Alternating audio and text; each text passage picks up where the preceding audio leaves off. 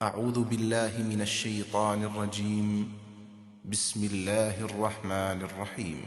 إن الصفا والمروة من شعائر الله فمن حج البيت أو اعتمر فلا جناح عليه أن يطوف بهما ومن تطوع خيرا فإن الله شاكر عليم.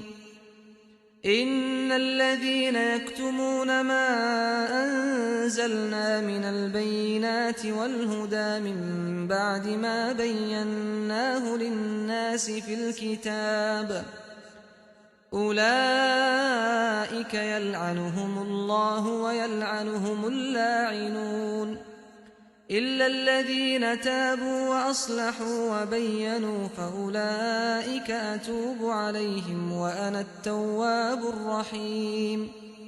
بیت الحرام ہی کی طرح صفا و مروہ کی حقیقت بھی ان یہودیوں نے ہمیشہ چھپانے کی کوشش کی ہے، لہذا تحویل قبلہ کے اس موقع پر یہ بات بھی واضح ہونی چاہیے کہ صفا اور مروہ یقیناً اللہ کے شعائر میں سے ہیں۔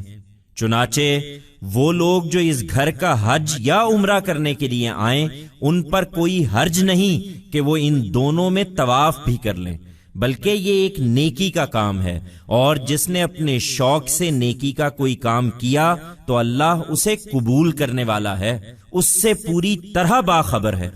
اس معاملے میں جو حقائق ہم نے نازل کیے اور جو ہدایت بھیجی تھی اسے جو لوگ چھپاتے ہیں، اس کے باوجود کہ ان لوگوں کے لیے اپنی کتاب میں ہم نے اسے کھول کھول کر بیان کر دیا تھا، یقیناً وہی ہیں جن پر اللہ لعنت کرتا ہے اور لعنت کرنے والے بھی جن پر لعنت کریں گے۔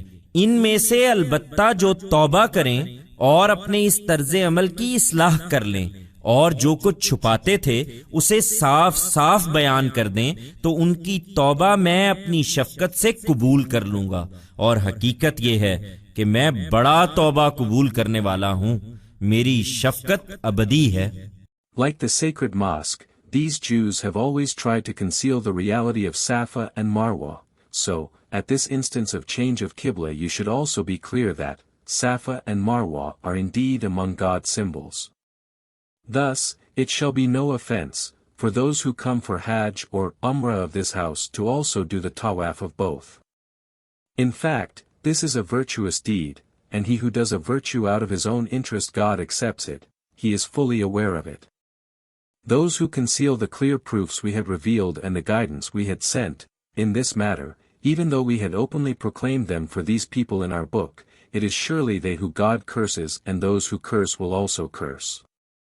However, those among them who repent and correct this attitude of theirs, and make known clearly what they used to conceal, I shall accept their repentance with my grace.